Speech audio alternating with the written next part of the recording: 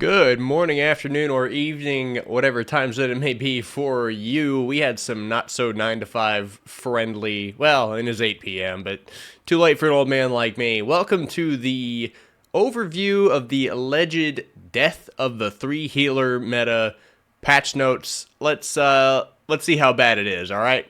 All right, guys, let's check out the version 2025-0221. I love it. The version is just the date. It's cute. I like it. It's spunky, if you will.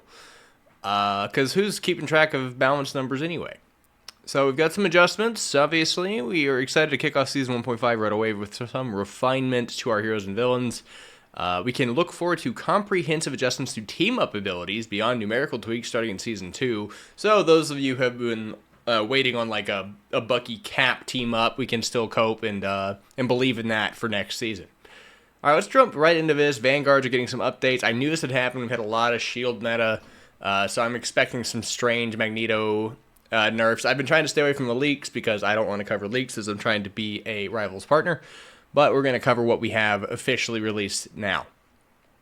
Cap is getting more adjustments, receives some enhanced survivability, vibranium energy assault will feel smoother, I like that, and his ultimate will be more attainable. Okay, I'm excited here. He will be able to shield himself with Living Legend mid-leap. That is crazy. Oh my god, that is huge.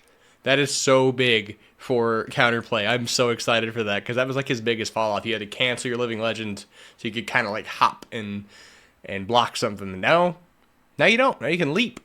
Increase energy assault's projectile speed. Okay, about 30% faster there. Ramping up to, or from 100 to supercharged 150. So those are going to go fast as hell. I love that. Energy cost is getting about a 10% drop, so you'll see his ultimate more often. And his combat experience by separating Sentinel Strike from melee attacks. Captain America will be able to use melee attacks while his shield is thrown, or during the team-up ability Charge Aegis State to activate the first 2 hits of Sentinel Strike. While airborne, using melee attacks will no longer trigger the Super Soldier Slam ability. So Soldier Slam's going to be on a separate keybind, I think is what I'm understanding there. That's interesting, because yeah, being able to still kind of melee, you used to kind of have to like aim up so that you didn't get your Soldier Slam if you still wanted to kind of just punch a couple times before using it, or you wanted to save it. That's cool. That's interesting. I'm excited to play Captain America because I've been liking him more, especially for the Thor team up. So that's cool. All right. Cap's getting some buffs. Doctor Strange, just getting base health reduction. Okay. I mean, fine. Whatever. Groot, increasing the threat range of Floor Colossus. His wall placement increased from 15 to 18 meters, so you can put those thorn walls farther out. I like that, actually. That's a cool little buff to Groot, because then you can kind of have more range on your defenses, and you can proc those Thorn Lash walls from farther away, so your ranged party members, team members, whoever can also proc those from farther. Magneto, the old duo to Strange up here. What are we doing to Magneto? Experience a slight dip in survivability, compensated with a small surge in offensive ability. Okay, so volley is from 35 to 40. That's okay. That's kind of cool. And Metallic Curtain's energy consumption from 50 to 65 a second, reducing its max duration from 2 to 1. Ooh, wow. That's actually okay. So 25% duration cut on his primary shield. That's interesting, especially since it's on a cooldown. So that's interesting. I don't hate it, but I don't love it either. I think Magneto's going to suffer a little bit because he's losing 25% of his shield time. Thor, there's a Thor change. Reduce or remove the shared cooldown time after the duration of Awakening Rune ends. Ooh, that's cool. Okay, so once Rune ends, you don't have that shared cooldown that you normally would have with the Odin Force changes, meaning you will actually get to immediately use a dash, immediately use a hammer throw. So that's actually huge. Big fan of that. Venom getting some updates. Symbiote Menace will enter the fray more menacing than ever, so he's getting more buffs. Adjust knockback effect of Frenzied Arrival from vertical to inward. So inward knockback angle of 75 degrees. So instead of up, he's going to pull things into him, which is okay. It's kind of strange because he does have a ranged attack, so it might be kind of hard to hit people if you like knock them behind you per se. Reduce the energy cost of the Feast of the Abyss again, so he can use his ultimate more often. I think that's fine. Those are fine for Venom. He wasn't in like a bad spot, but he was just kind of B tier, hanging around there with other things to play. All right, Duelist. We're going to see some DPS changes for sure. Some of those nerfs and buffs from last season, I think, will get a little tuned up a little bit. Yeah, Red Room Rifle's now going to have 15 magazine capacity. That's cool, I guess. Increase the slow effect of the ultimate again. From 80 to 55%. Enhance the slow effect from 80 to 55%. I think that's backwards. Anyway, and it will apply a 15% vulnerability effect to hit enemies for 4 seconds. So you get a 15% damage buff, as far as I'm understanding there, for 4 seconds on enemies hit. Okay, I don't think that's like a change that's going to get her viability or see her played more. But cool changes. I see that they're trying to deal with her without making her broken and one-shotting everything. Hawkeye probably going to get a little buff again. Yes, so he is going to get a little more health. Reduce projectile damage from 20 to 15 on blast arrow, but the spell field damage will be increased. I actually like that. That's cool. Splash damage is buffed while taking that impact damage down a little bit. Reduce the cooldown time for Crescent Slash from 15 to 12 seconds. That's really a nice buff for him too. Helps him out with all these divers. And increase bow draw speed. And raise damage multiplier from 1.2 to 1.35 with his ultimate up. Cool. Okay, so little Hawkeye buffs. Nothing massive, but he'll feel that. I think he'll be a little more playable again. Hela. Death will cast a longer shadow with an increase to her mid to long range suppression. Damage fall off is changed from 70 to 80%. Okay. So yeah, she is going to get a little. It's getting less drop off, I guess. That's also oddly worded. All right, Iron Fist. This I'm actually interested in. I've been seeing some things, some whispers on Iron Fist changes, so this is kind of cool. Reduced damage of Jinkudo's first, second, and fifth strikes from 32 to 30, while third and fourth strikes deal 15 damage instead of 16. Devastating sixth strike has been dialed back from 55 to 50. Cooldown reduction for Dragon's defense has been extended from 1 to 1.5 seconds. The damage of each hit from Yaji Chongkyun. I probably butchered that. I'm sorry. We'll take a hit, dropping from 19 to 10 flat. However, each strike from Yaji Chongkyun now delivers an extra blow, dealing damage equal to 1.7% of the opponent's maximum health, including during living chi. So he is actually going to get the Scarlet Witch treatment, to where his basic attacks are now going to do a little bit of maximum health damage too. So he's going to be kind of a mini Wolverine. So he's going to hit tanks harder and hit squishies not as hard. 1.7%. I'll have to do the math on that and post about that, actually. That could be enough. Actually, yeah, no, that 1.7 on almost everyone will make the difference on that damage. But I think, yeah, so he's going to do less base damage, but he's going to do percentage health with his buffed attacks. So that's cool. All right. Increased additional maximum health granted by Harmony Recovery 50 to 150. New decay mechanism for the extra health has been introduced 1 second after the ability ends. Will deplete at a rate of 25 health per second. So he gets a bigger bonus health. That's cool. An additional maximum health. Increase the maximum bonus health converted from damage blocked to or during Dragon's defense from 150 to 200. And increase base health from 200 to 300. So yeah, they're giving him kind of the Wolverine treatment. He's going to be very similar to Wolverine now. He's going to have a little more self-heal, a little more defense, more base health, so he won't die quite as much, and he'll be able to kind of fight a little longer. I think he'll see actually a little more play with that because he's not bad, you know. He's just really particular for some comps, and people will figure out how to play against him. So now he's a little beefier. I'm actually looking forward to that. That's cool. Iron Man has been kind of in the middle of everything. Like, he's good, he's bad at the same time, depending on the team, depending on the rank, really. If you get Gamma buff, you know, that whole thing. Tony will crank up the heat with his Unibeam. Oh, of anything, they're buffing Unibeam. Okay, that's... So now he's going to do just as much damage, nearly, with regular Unibeam, even without the Gamma. So that's funny. Sure, you know, I guess his one trick can continue to be his one trick. Magic, I feel like she's going to get nerfed here. Damage capability slightly reduced. Energy cost will be lowered. Okay, so you actually get Darkchild a little quicker, and then her regular Demon's Rage has gone from 80 to 72 a second. That's fine. You get more Darkchild, so more big plays with the ultimate, but a little less big plays otherwise. Oh, Mr. Fantastic. I didn't think he'd even get mentioned. Okay, increased spell field radius after landing from flexible elongation from 2.5 meters to 5 meters. Oh my god. Additionally, flexible elongation will now feature a knockback effect, launching enemies outward within the area upon landing.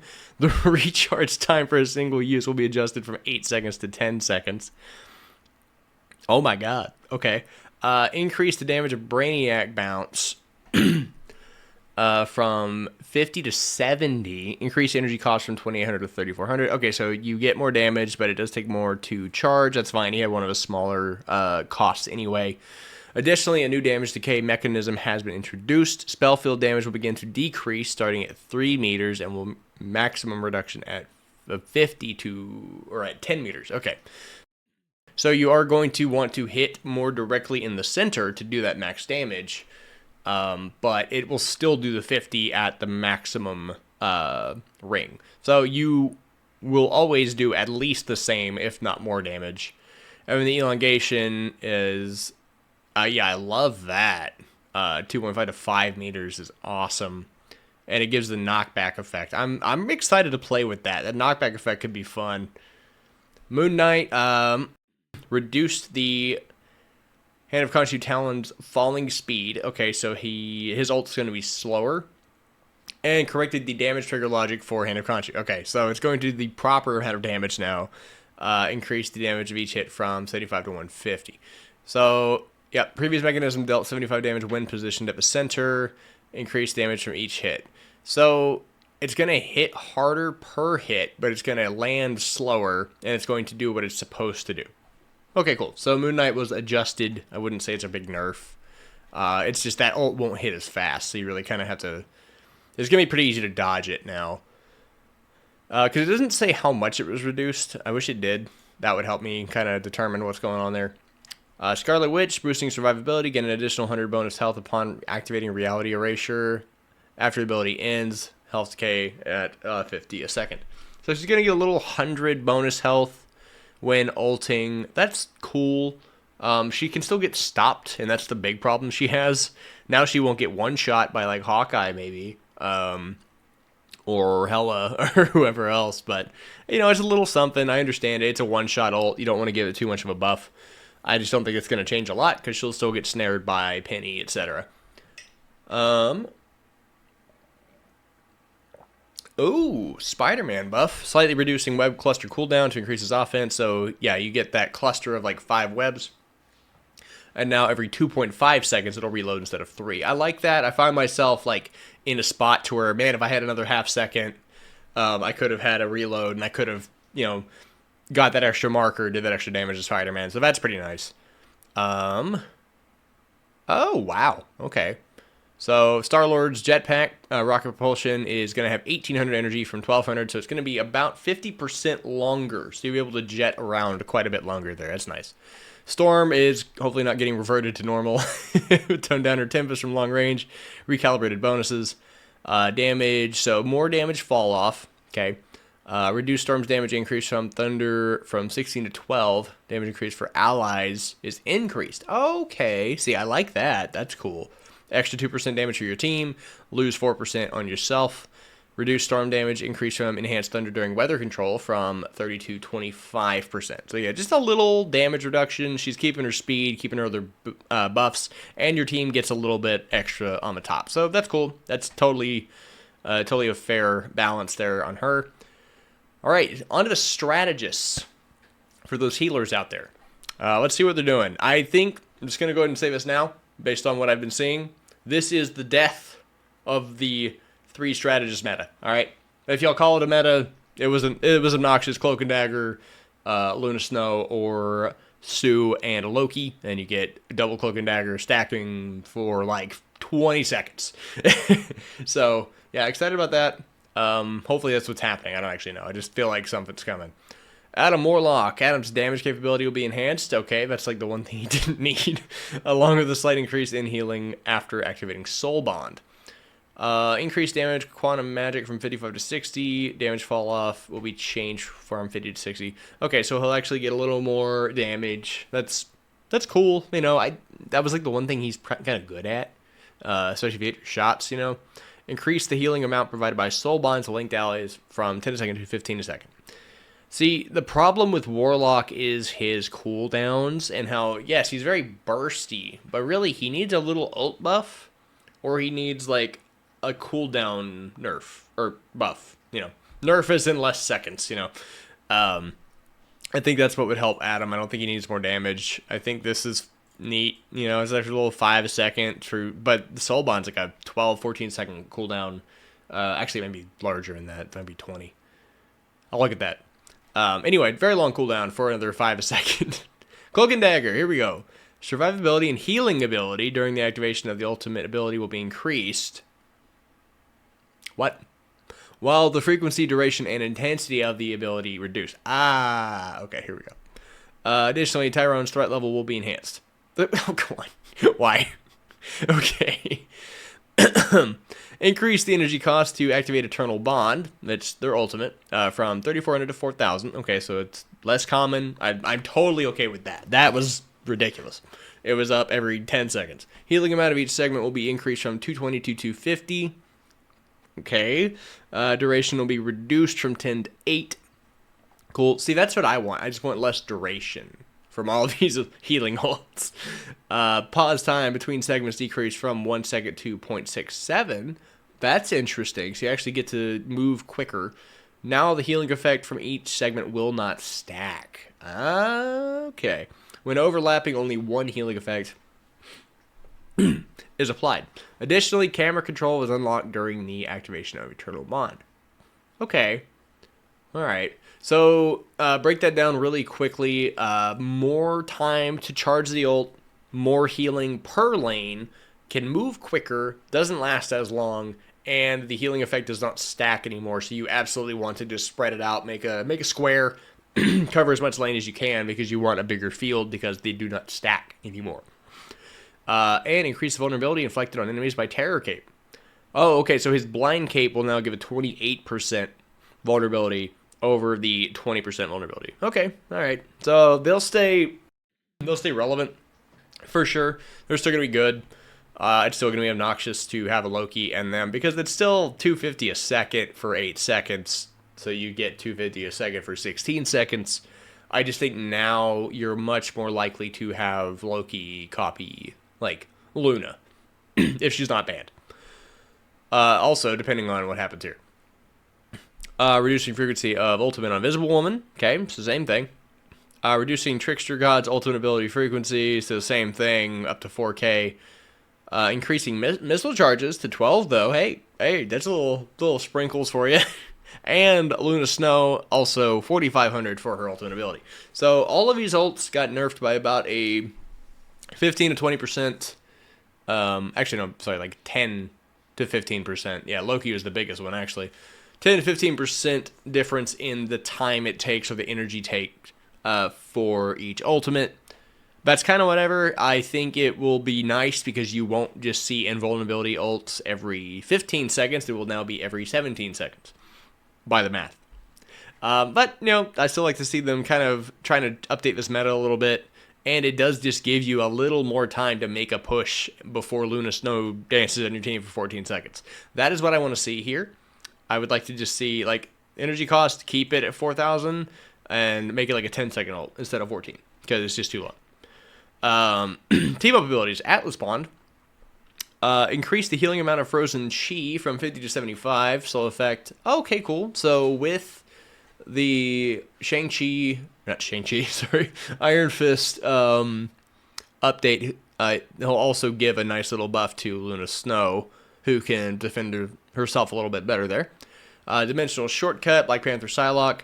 Reduced rewind time for Sonic Disc from 5 seconds to 3 seconds. Additionally, the conversion rate will be increased from 0.5 to 0.8. Okay, so that's cool. I kind of have, these are a little lackluster, and I like that it's less time.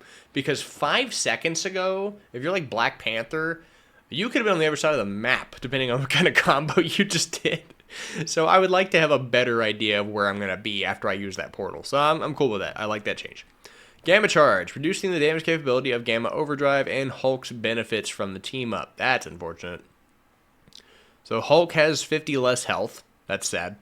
Reduced Unibeam damage from 220 to 200. We did just see that that's getting bumped up to 190 base anyway. So that's really going to do... It's going to give him a 10 damage a second buff on Iron Man. So Gamma Charge is going to be not as sought after, but it's still going to be plenty strong, especially if you have the 3-piece. Even the 2, Hulk and Strange, are still really good. Lunar Force, Moon Knight survivability after using the team ability. So, okay, so he also gets health. That is huge. Oh, where did... I tried to Google something there. Oh, yeah, I literally just searched what I highlighted. Technology. Cool, so Moon Knight now heals himself while he's invisible. I like that. It's actually just in the area of effect, so you basically can give yourself a tiny dagger storm on command. Thankfully, it only heals him. That could have actually been a problem if that turned into, healing everyone in that area. And Symbiote Bond will enjoy enhanced survivability thanks to Suit Armor Expulsion Enhancement. Reduce Spider-Man Suit Expulsion duration from 4 seconds to 1 second. Replace the 50% damage reduction with a new invincibility effect. Oh. Okay. Now, that's fine for me, because when I play Spider-Man, I usually just kind of use it for that extra little pop disruption, a little bit of damage. So, yeah, I'm not going to use it for 4 seconds anyway. In the little iframe, the iframe is huge, dude.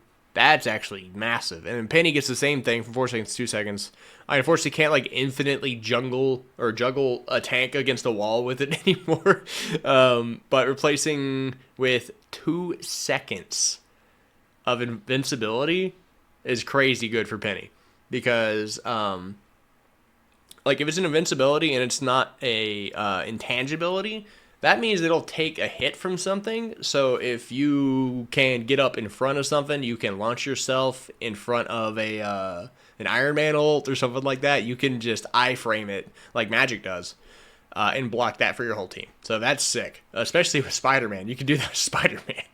That's a very little exciting note. I like that a lot. All right. Thanks, guys, for watching. Hopefully I will get this out the next morning after the patch, and I will see you next time.